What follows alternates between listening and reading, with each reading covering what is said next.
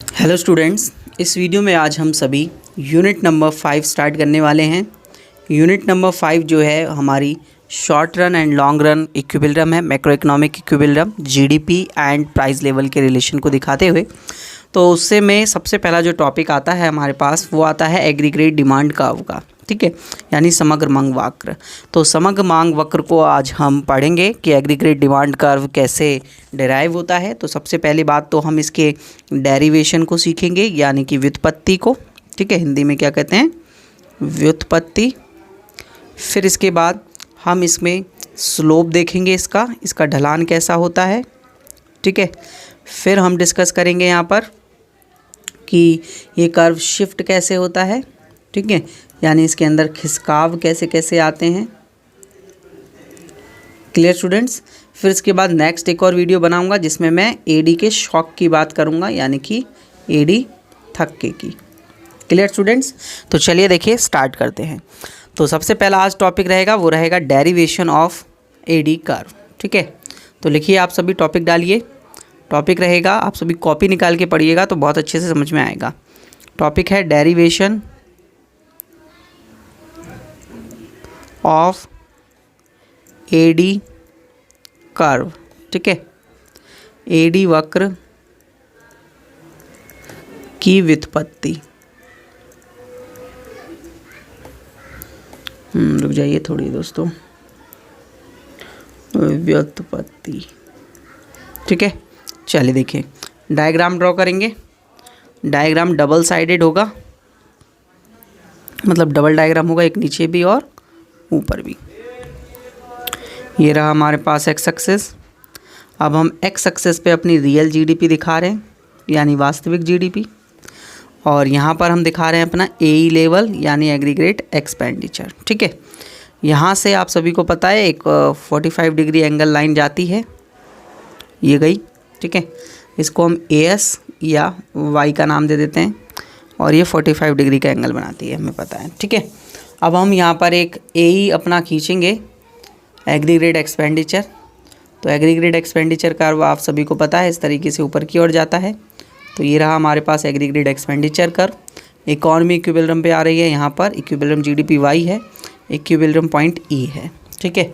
इसी के नीचे मैं एक और डायग्राम बनाऊंगा जो रिलेशनशिप शो करेगा प्राइस और इसके बीच में, ठीक है, प्राइस और रियल जीडीपी के बीच में।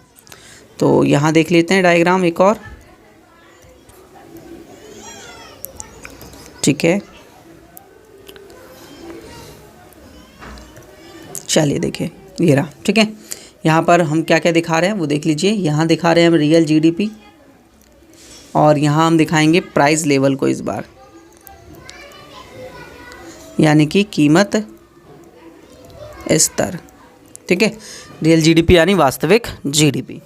अब देखिए जहाँ पर ये हमें इक्विलिब्रियम पॉइंट मिला, इस पॉइंट को हम नीचे यहाँ तक मार्क कर लेते हैं ऐसे अपने इस ग्रीन कलर से, ठीक है। ठीक इसे मार्क करेंगे नीचे तक, और यहाँ से हम भी एक और जीडीपी लेवल लेंगे वाई ही, ठीक है। और यहाँ पर हम एक प्राइस लेवल भी चिन्हित कर लेंगे, जैसे मान लो मैंने ये प्राइस लेवल ले लिया पी, ठीक है, ए पॉइंट यहाँ पर मैंने कह दिया। Clear students. अब क्या होगा, हम लोग इक्विलिब्रियम प्राइस हमारे पास आया है और इक्विलिब्रियम क्वांटिटी हमारे पास आई है। तो इक्विलिब्रियम प्राइस ये रहा हमारे पास और इक्विलिब्रियम जीडीपी वाई है, इसके नीचे वाई दिख रहा है। सपोज दैट इकोनॉमी के अंदर इक्विलिब्रियम प्राइजेस जो हैं वो बढ़ जाते हैं। अब इक्विलिब्रियम प्राइजेस आपके पास बढ़कर जो है P1 हो जाता है। तो आप सभी को पता है जब इक्विलिब्रियम प्राइस लेवल इकोनॉमी में बढ़ेगा, मतलब जब कीमत स्तर इकोनॉमी के अंदर बढ़ेंगी, तो आप सभी बताइए जब आपका प्राइस जो है वो बढ़ेगा तो प्राइस बढ़ने पर आपका एग्रीगेट एक्सपेंडिचर कम होगा या बढ़ेगा? फटाफट बताइए सभी स्टूडेंट्स। अगर प्राइस बढ़ता है तो आपका एग्रीगेट एक्सपेंडिचर कम हो जाएगा। क्या हो जाएगा? कम। देखिए क्यों? जब इकोनॉमी में चीज़ें महंगी मिलेंगी तो आप चीज़ों पर पैसा कम खर्चा करेंगे या ज़्यादा खर्चा करेंगे? कम खर्चा करेंगे, ऑब्वियस सी बात है। तो एग्रीगेट एक्सपेंडिचर जो है वो इकोनॉमी का क्या हो जाएगा? घट जाएगा, और उसका कर्व जो है वो अब नीचे की ओर आ जाएगा, इस तरीके से नीचे की ओर शिफ्ट हो जाएगा। किसी भी स्टूडेंट को कोई भी डाउट हो पूछ सकता है वो आसानी से, ठीक है। तो हमारा एई कर्व जो है वो अब हो चुका है AE1, और नया इक्विलिब्रियम पॉइंट हो रहा है अब E1 पर, इस पॉइंट से नीचे हमारे पास जीडीपी आई है कितनी, y1। इसको नीचे लेकर जाते हैं तो नीचे हमें ये रिलेशनशिप शो कर देगा इसके बीच में, ये आ गया y1 जीडीपी का लेवल। ठीक है स्टूडेंट्स, क्लियर यहाँ तक। और अब इसी प्राइस लेवल के सामने मैं एक और पॉइंट चिन्हित कर रहा हूँ, पॉइंट आउट कर रहा हूँ, बी पॉइंट। ठीक है, अब सपोज दैट इकोनॉमी के अंदर प्राइस लेवल अब बढ़ने की जगह प्राइस लेवल क्या हो जाए, कम हो जाए। तो प्राइस लेवल अगर कम हो जाएगा तो मान लीजिए P से P2 हो चुका है प्राइस लेवल। अब जब प्राइस लेवल P2 हो चुका है तो बताइए जब प्राइस लेवल कम हो जाएंगे तो आपकी एग्रीगेट एक्सपेंडिचर बढ़ेगी इस बार या कम होगी, मतलब कुल व्यय आप बढ़ाएंगे या कम करेंगे। प्राइस कम हुए हैं, सोच लीजिए। चलिए मैं बताता हूँ, अगर प्राइस लेवल कम होंगे तो अब आप ज़्यादा खर्चा करेंगे उन चीज़ों पर, तो आपका एग्रीगेट एक्सपेंडिचर बढ़ जाएगा। एग्रीगेट एक्सपेंडिचर बढ़ जाएगा तो अब आपका AE कर्व जो है वो ऊपर की ओर मूव करेगा और ये अब जो है वो AE2 हो जाएगा, AE2। अब किस पॉइंट पे इक्विलिब्रियम आ रहा है, इस पॉइंट पे इक्विलिब्रियम आ रहा है E2 पर, और यहाँ इक्विलिब्रियम पॉइंट पे इक्विलिब्रियम जीडीपी निकल के आ रही होगी आप सभी की, वो आ गई y2। इसी को हम नीचे लेकर जाते हैं y2। इसी जीडीपी के लेवल पर इस प्राइस लेवल के सामने एक और पॉइंट यहाँ पर चिन्हित करते हैं, पॉइंट आउट करते हैं, C पॉइंट। ठीक है, तो हमारे पास यहाँ आप सभी देख रहे होंगे 3 पॉइंट बने हैं, 3 पॉइंट मिले हैं ना हमको। इन तीनों पॉइंट्स को अगर मैं जोड़ दूँ एक कर्व के थ्रू, जैसे मैंने ये यहाँ पर जोड़ दिया, तो यही कर्व क्या होगा, AD कर्व होगा। ठीक है, ये क्या हो जाएगा, AD कर्व, AD वक्र। क्लियर स्टूडेंट्स, यानी कि जब इक्विलिब्रियम जीडीपी के लेवल पर हमारे पास जब प्राइस लेवल चेंज होते हैं और प्राइस लेवल चेंज होने पर जो हमारे पास AE में परिवर्तन आता है, उसके वजह से हमारे पास जो जीडीपी चेंज होती जाती है, उस जीडीपी के चेंज होने के रिलेशन और प्राइस के रिलेशन को शो करता है कौन, AD कर्व। और कैसा शो करता है आप देख ही सकते हैं, नेगेटिवली स्लोप्ड आ रहा है। तो अगर हम स्लोप की बात करें यहाँ पर, स्लोप यानी कि ढलान की, तो ढलान कैसा है, नेगेटिव है, ऋणात्मक ढलान है, ऋणात्मक। ठीक है, नेगेटिव। क्यों है नेगेटिव ढलान ये बताइए सभी स्टूडेंट्स।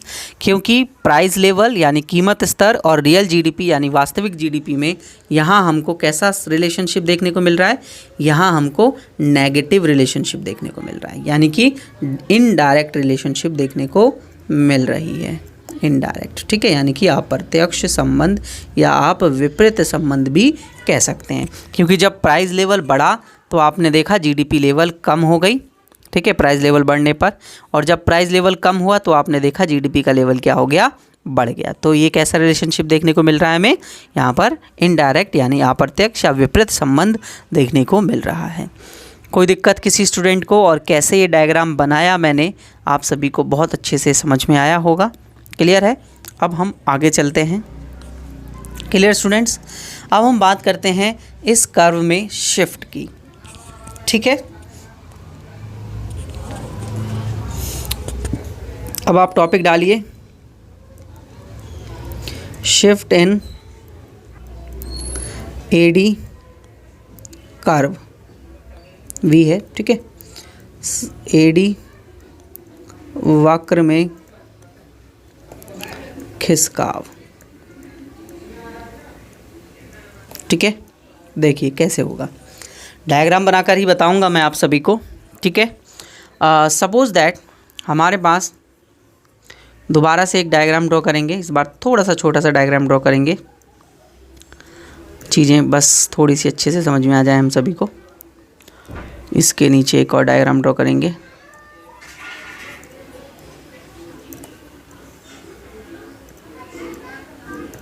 ठीक है, अब देखिए इक्विलिब्रियम AS हम निकालेंगे, AS बनाएंगे अपना। तो AS तो हमारे पास ये जाता है इस तरीके से 45 डिग्री का एंगल बनाते ऊपर की ओर जाता है, तो ये हो गया हमारा AS और YB। ठीक है, अब AE डायग्राम ड्रॉ करेंगे, AE डायग्राम ड्रॉ करेंगे तो ये रहा हमारा AE। ठीक है, और इक्विलिब्रियम पॉइंट आप सभी को पता है E पर मिल रहा है, अभी अभी कराया आप सभी ने, और ये रहा Y। अब आप बोल रहे होंगे सर ये अभी अभी कराया फिर करा रहे हो, बच्चे रुको तो सही। देखो इस बार ये आया हमारे पास और इस पर हम नीचे ले जाएंगे रियल जीडीपी के लेवल को, तो ये आ गया हमारे पास Y यहाँ पर। क्लियर, अब मैं क्या कर रहा हूँ इस क्वेश्चन में, मैं एक चेंज लेकर आ रहा हूँ कि मैं यहाँ पर प्राइस लेवल को कांस्टेंट ले रहा हूँ। प्राइस लेवल कैसा ले रहा हूँ? कांस्टेंट। यहाँ पर प्राइस में जो है वो कुछ भी चेंज नहीं करूँगा मैं, ठीक है। तो प्राइस लेवल हमारे पास हो गया यहाँ P, और ये P जो है वो क्या है? फिक्स है, यहाँ पर कोई भी चेंज इसमें देखने को नहीं मिलेगा।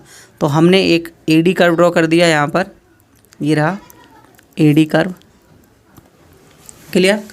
अब प्राइस लेवल में चेंज हुए बिना हमारे देश में AE बढ़ेगा या तो AE कम होगा, और वो कैसे होगा? आप सभी सोच रहे होंगे सर कैसे, ऐसा कैसे पॉसिबल है कि ये आगे की ओर जाएगा या तो पीछे की ओर जाएगा अगर प्राइस लेवल चेंज भी ना हो तो देखिए स्टूडेंट्स, अगर हमारे देश में हमारी गवर्नमेंट पॉलिसीज़ को चेंज करती हैं, जो हमारी नीतियां हैं, उन नीतियों को अगर सरकार बदलती है तो उन नीतियों के बदलने पर AE बढ़ता है या तो AE कम होता है। सपोज दैट सरकार सोच रही है कि हम अपने देश के AE को बढ़ाना चाहते हैं, तो उन्होंने ऐसी पॉलिसी लगाई जिससे AE बढ़ गया, यानी कि मौद्रिक नीति भी हो सकती है और भी बहुत सारी चीज़ें हो सकती हैं, वो मैं आप सभी को अभी बताऊंगा। तो ये हो गया हमारे पास, AE आगे की ओर बढ़ गया। अब नया इक्विलिब्रियम पॉइंट E1 पर है और प्राइस में कोई चेंज नहीं हुआ है, ये ध्यान रखना है आप सभी को। यहाँ पर Y1 तक GDP बढ़ गई है। अब सरकार ने यहाँ पर जो है एक तरीके से फिजिकल और मॉनेटरी पॉलिसी को लगाया है, और ऐसी पॉलिसी को लगाया है जिससे AE बढ़ जाए, यानी एक्सपेंशनरी पॉलिसीज़ को लगाया गया है, विस्तृत नीतियों को लगाया गया है जिससे AE बढ़ जाए देश का, ठीक है। और इसी तरीके से सरकार AE को कम भी कर सकती है, संकुचित नीतियां लगाकर, कॉन्ट्ररी पॉलिसीज़ को अप्लाई कर। तो अगर सरकार कॉन्ट्ररी पॉलिसीज़ को अप्लाई करती है तो वो AE को कम कर देती है, और अब इक्विलिब्रियम पॉइंट E2 पॉइंट पर होगा जहां GDP का लेवल Y2 होगा। अब आप प्राइस में तो कोई चेंज नहीं हो रहा है, तो प्राइस में चेंज नहीं हो रहा है तो AD कर्व जो है वो स्लोप को नहीं बताएगा, मतलब उसमें मूवमेंट नहीं होगा, उसमें शिफ्ट देखने को मिलेगा। तो अब उसमें जो शिफ्ट देखने को मिलेगा वो इस तरीके से होगा, अगर AE हमारे देश का बढ़ जाता है तो हमारे देश का एग्रीगेट डिमांड कर्व भी आगे की ओर शिफ्ट हो जाएगा। देखिए मैं दोबारा से बनाता हूँ इसे, आगे की ओर शिफ्ट हो जाएगा इस तरीके से, और AD1 होगा। और इस तरीके से अगर हमारे देश का AE पीछे की ओर जाता है, यानी कम हो जाता है हमारा कुल व्यय, तो हमारा AD कर्व भी पीछे की ओर शिफ्ट हो जाएगा। मैं दोबारा बनाता हूँ, डायग्राम अच्छा नहीं बना है। ये रहा हमारा AD2 जो कि पीछे की ओर शिफ्ट हो चुका है, ठीक है students, clear.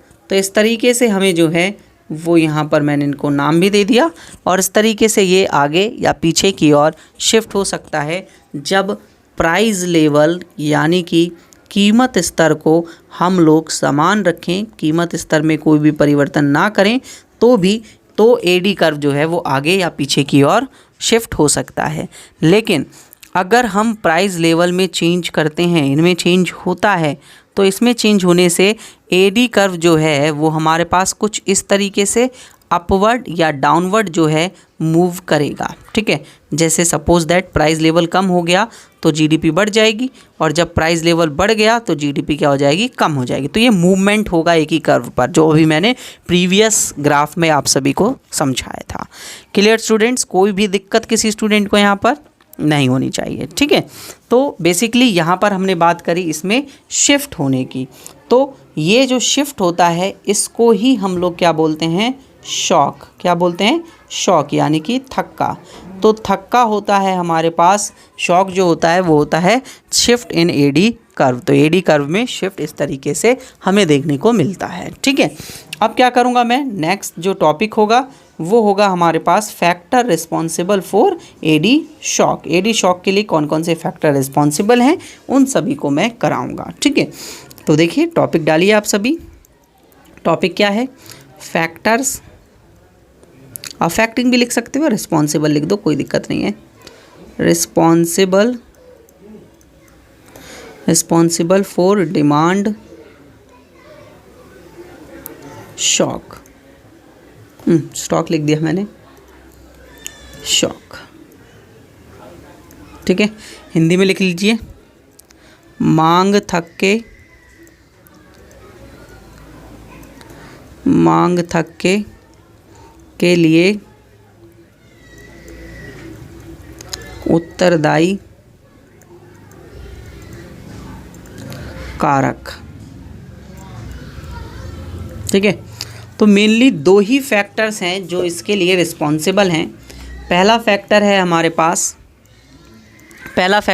Pass change in monetary policy, और दूसरा फैक्टर है, हिंदी में बता देता हूँ, मौद्रिक नीति में परिवर्तन। ठीक है, दूसरा है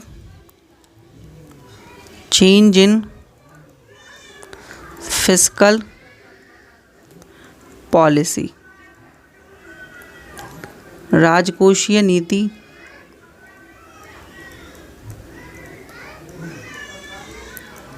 में परिवर्तन। ठीक है, तो ये हुआ हमारे पास दो चेंजेस। अगर मॉनेटरी पॉलिसी चेंज हो जाए या फिजिकल पॉलिसी चेंज हो जाए, मौद्रिक नीति या राजकोषीय नीति चेंज हो जाए, तो एडी कर्व जो है वो उसमें शॉक देखने को मिलेगा। अब देखिए कैसे मिलेगा वो ज़रा ध्यान से समझिए। मैं एक बहुत अच्छा प्रॉपरली एक डायग्राम ड्रॉ करूँगा, ठीक है, जिसमें बेसिकली आपको सब कुछ नज़र आएगा कि किस तरीके से शॉक पे ये आगे जाएगा और कब पीछे जाएगा। ठीक है, तो सेम सीधी सीधी बात है, हम लोग यहाँ एक्स एक्सिस पे दिखाते हैं क्या, रियल जीडीपी, और जो हमारे पास प्राइस लेवल होता है उसको हम दिखाते हैं यहाँ पर अपना वाई एक्सिस पर। ठीक है, अब एडी कर्व बना लेते हैं हम लोग और फिर उस एडी कर्व में शॉक देखेंगे। तो ये रहा हमारे पास एक एडी कर्व। आप सभी को पता है डाउनवर्ड स्लोपिंग क्यों होता है, रिलेशनशिप देखने को मिलता है क्योंकि यहाँ पर negative price and real GDP के बीच में।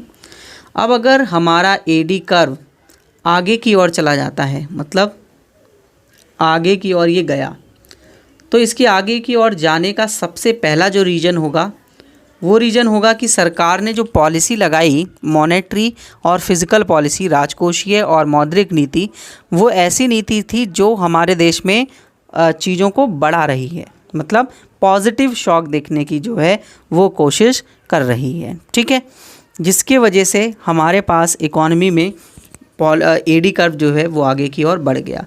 तो एडी कर्व आगे की ओर क्यों बढ़ा, सबसे पहला रीज़न है कि यहाँ पर एक्सपेंशनरी फिस्कल पॉलिसी लगाई गई। फिस्कल पॉलिसी हिंदी में बोलें तो विस्तृत राजकोषीय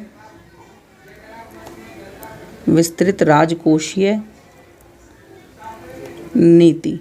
ठीक है स्टूडेंट्स, जिसके वजह से एडी आगे की ओर गया होगा, पहला रीज़न। दूसरा रीज़न, सरकार ने जो मॉनेटरी पॉलिसी लगाई होगी वो भी एक ऐसी पॉलिसी होगी जिससे हमारे देश के अंदर एडी जो है वो आगे की ओर बढ़ जाए, और एडी आगे की ओर जब बढ़ेगा जब हमारे पास इकॉनमी में एई भी आगे की ओर बढ़ता है, जिससे हमारे पास आगे की ओर ये मतलब एडी आगे की ओर बढ़ेगा। तो देखिए आप सभी ने मॉनेटरी पॉलिसी पढ़ी हुई है, मॉनेटरी पॉलिसी के टूल्स पढ़े हुए हैं। देखिए मैं पीछे जाता हूँ और मॉनेटरी पॉलिसी के टूल्स बताता हूँ आप सभी को। तो आपने मॉनेटरी पॉलिसी पढ़ी हुई है, मॉनेटरी पॉलिसी यानी कि मौद्रिक नीति। ठीक है, अब देखिए मौद्रिक नीति में आप सभी ने एसएलआर पढ़ा होगा, एसएलआर, सीआरआर, बैंक रेट, है ना, बैंक दर जिसे हम कहते हैं, repo rate, open market operations, बहुत सारी चीज़ें पढ़ी होंगी। तो बेसिकली ये सारी की सारी चीज़ें किस पर इफ़ेक्ट करती हैं, ये इफ़ेक्ट करती हैं मनी सप्लाई पर, मतलब मुद्रा की पूर्ति पर। अब मुद्रा की पूर्ति कभी कम भी की जाती है इनसे और बढ़ाई भी जाती है। अब मुद्रा की पूर्ति कब बढ़ेगी और कब कम होगी वो इन पर डिपेंड करता है, लेकिन उससे इफ़ेक्ट क्या होता है वो हमें समझना है।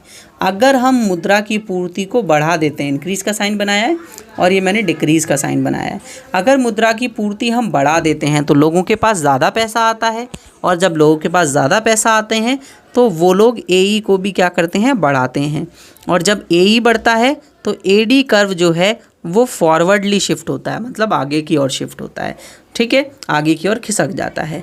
और जब मनी सप्लाई को कम कर दिया जाता है तो हमारे पास AE जो है, मतलब जब लोगों के पास पैसा ही कम होगा तो लोग खर्चा भी कम करेंगे, जिससे AE कम हो जाता है, और AD कर्व जो है वो अब पीछे की ओर बैकवर्ड शिफ्ट हो जाता है। क्लियर स्टूडेंट्स, कोई दिक्कत किसी स्टूडेंट को नहीं होनी चाहिए। तो अब आप यहाँ पर कंक्लूजन करके मुझे बताइए कि जो हमारे पास ये AD आगे की ओर गया है वो किस रीज़न की वजह से गया है। दूसरा रीज़न यहाँ पर डिस्कस कराइए। दूसरा रीज़न होगा कि यहाँ पर भी एक्सपेंशनरी मॉनेटरी पॉलिसी को अप्लाई किया गया है, यानी कि विस्तृत मौद्रिक नीति को अपनाया गया है, जिससे AD क्या हुआ है, आगे की ओर गया है। ठीक है स्टूडेंट्स, अब अगर AD पीछे की ओर जाता है, AD पीछे की ओर जाता है, रुक जाइए दोबारा बनाऊंगा मैं डायग्राम, ठीक है, जैसे ये गया, यहाँ ये हो गया अब AD2, तो अब ये जो AD पीछे की ओर गया है इसके भी दो रीज़न। सबसे पहला देखिए, एक्सपेंशनरी लगाया तो आगे की ओर गया, यहाँ पर हम लगा रहे हैं कॉन्ट्ररी, कॉन्ट्रेशनरी मॉनेटरी